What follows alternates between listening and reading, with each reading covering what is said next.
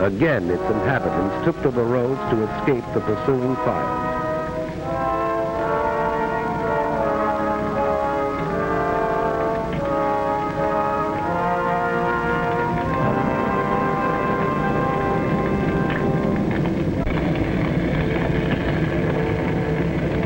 The cathedral crashed in flames.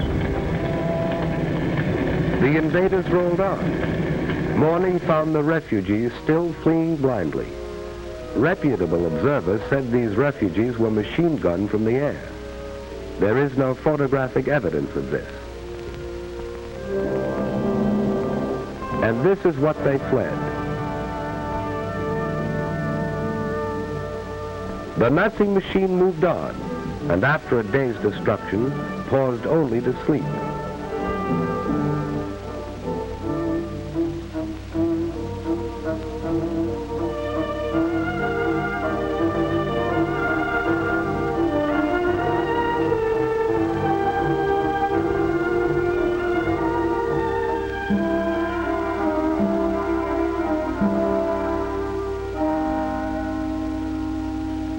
This was Antwerp, where the democracies had fired oil tanks as their armies retreated.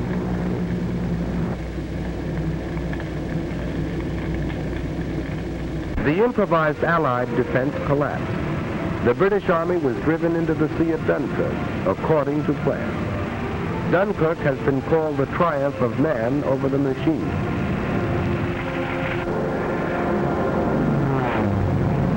To challenge the Die Province, Spitfires rose from British bases and fought for the domination of the air over the desolate beach, while ground forces continued a stubborn rear guard action.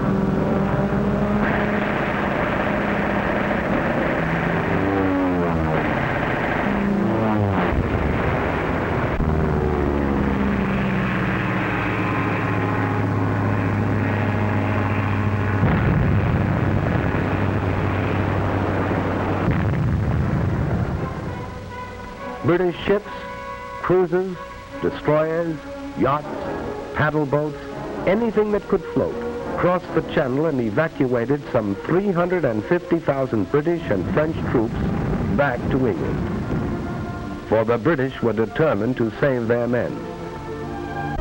Here in the wreckage was the story of the epic evacuation. Men walked into the sea and swam to their rescuers. They couldn't take their weapons, trucks, tanks, or guns, but men were saved to fight again. Having slashed through Luxembourg, Belgium, and Holland, 5 German armies fanned out across France. Treachery and incompetence had doomed the nation that only a decade ago had been leader of Europe. Now the campaign mounted in fury as France crumbled.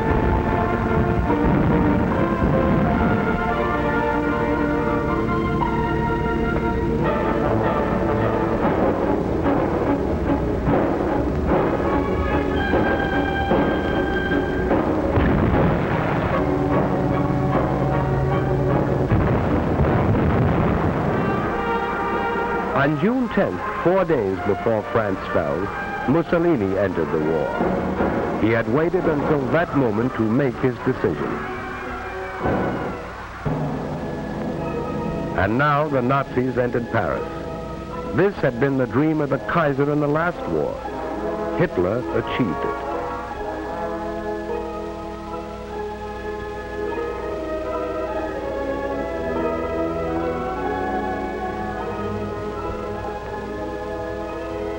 And the Maginot Line was still there. The Nazis had merely outflanked it. Now they tried direct attack, and the Maginot Line fell.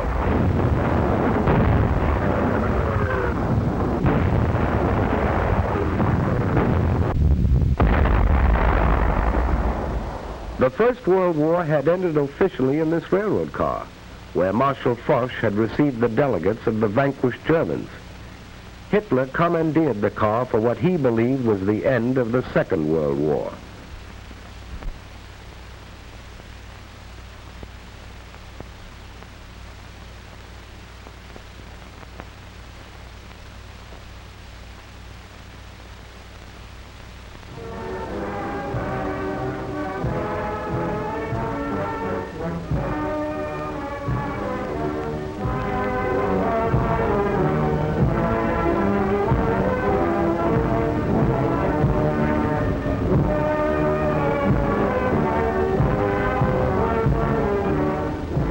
Here at Compiègne, Vichy was born. Hitler was happy.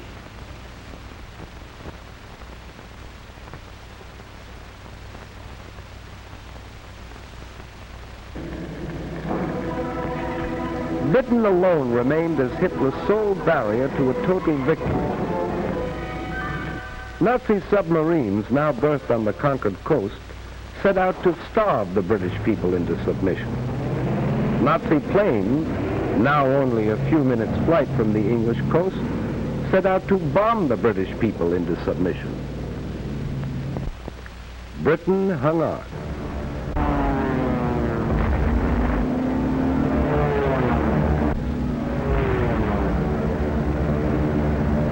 They bombed railroads and factories to disrupt transportation and war production. They bombed by day, and when the Royal Air Force smashed more than 180 of the bombers out of the sky in one session, they bombed by night. The face of London changed. Historic landmarks disappeared. Night after night, London was left a sea of fire.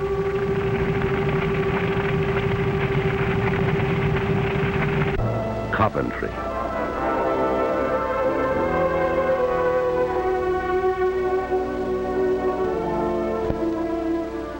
Air armadas appeared over these cities through the fall and winter of 1940 and well into the spring of 1941. Wreckage was cleared and production continued.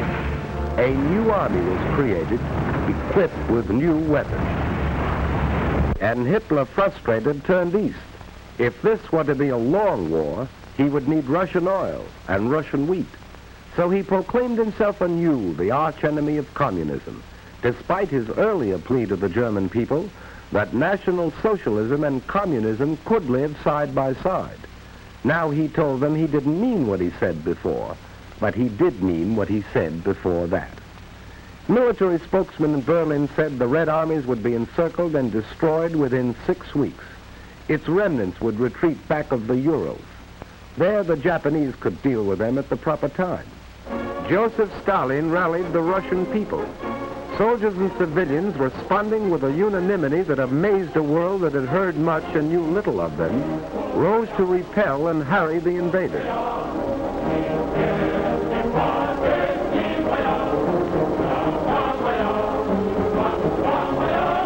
Working with whatever tools they could seize, working against time, men and women, old and young, carved these huge tank traps.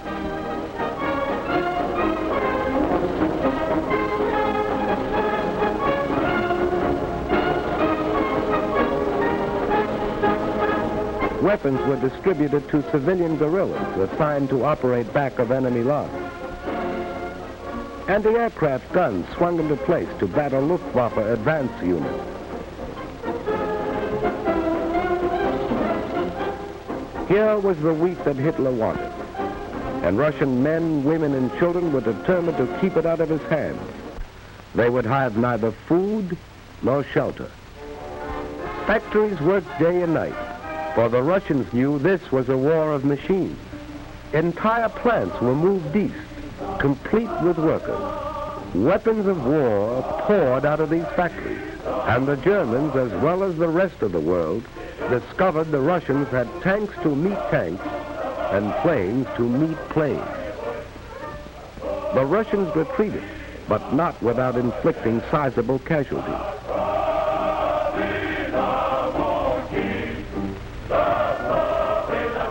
German prisoners captured seemed shocked at the ruthless opposition they encountered. It had been different in France.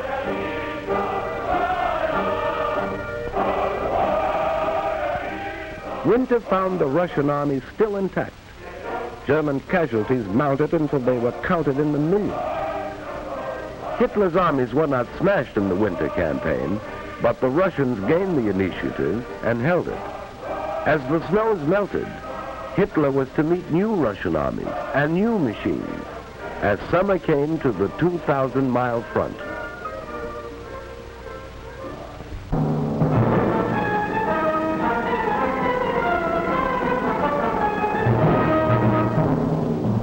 We were not sufficiently on the alert in Hawaii. The Japanese won a series of spectacular victories in the Pacific. Under General Douglas MacArthur, American and Filipino forces fought a fabulous delaying action in the Philippines. Manila was bombed, although it was declared an open city. Because of vast distances, it was impossible to send supplies or reinforcements, and Bataan fell only when Americans and Filipinos had eaten their mules.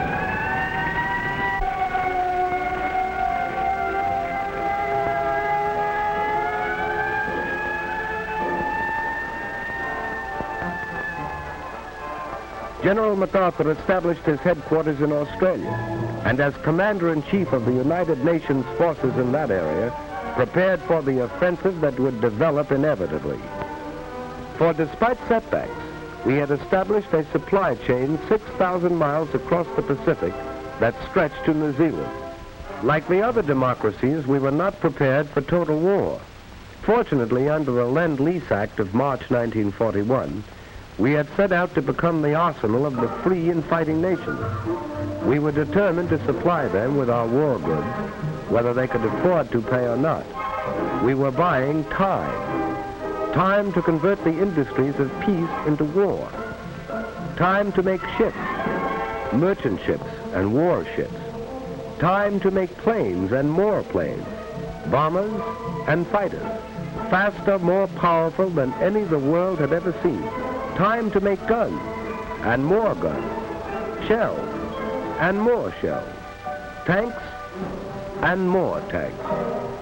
Time to gather the huge strength which was ours, to pour the great riches of American earth into the cauldron of war. Iron, steel, oil, coal. Time to build a navy called upon to fight in both oceans and upon all the seas, to convoy men and weapons to Australia, to Britain, to the Middle East, to Russia.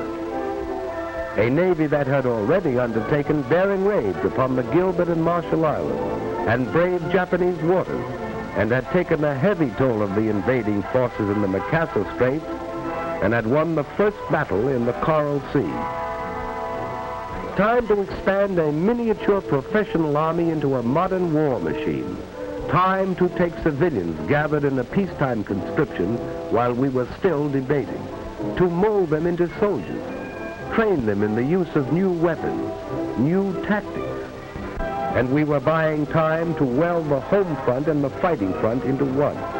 For this was total war, and we realized victories were born in the production line. We needed more ships, more planes, more tanks, more guns, more shells.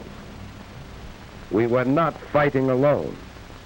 9 of the Pan-American neighbors severed diplomatic relations with the Axis. Colombia, Bolivia, Brazil, Ecuador, Mexico, Paraguay, Peru, Uruguay, and Venezuela. At this time, the issue is clearly drawn. There can be no peace until Hitlerism and its monstrous parasites are utterly obliterated, and until 9 of the Pan-American nations declared war upon the aggressors. Cuba, Costa Rica, the Dominican Republic, El Salvador, Guatemala, Haiti, Honduras, Nicaragua, and Panama. Mexico joined these nations in June 1942. We were not fighting alone. Even in the conquered countries, the will to fight survived. Dutch, Belgians, Yugoslavs, Greeks, Czechs, Filipinos, Poles, Norwegians, 3 Frenchmen, all fought with us on the far-flung battlefield. Australians, New Zealanders, South Africans, Canadians. We were not fighting alone in this war of the people seeking a world without war for their children.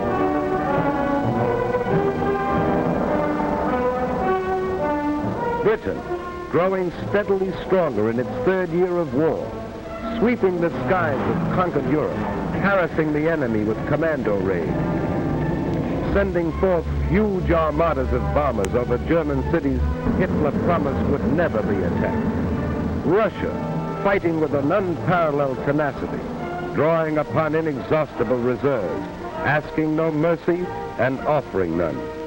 China, knowing the patience of an ancient civilization, surmounting handicaps that would have destroyed other nations, fighting on as it had fought alone. And the people of the United States, an angry people, whose resources and privileges were the envy of the world, offering these without stint, fighting in the factories and the foxholes, fighting in the jungles, the deserts, the frozen wastes, fighting on all the oceans, fighting for survival, fighting a war which would be hard and might be long, but which they would win.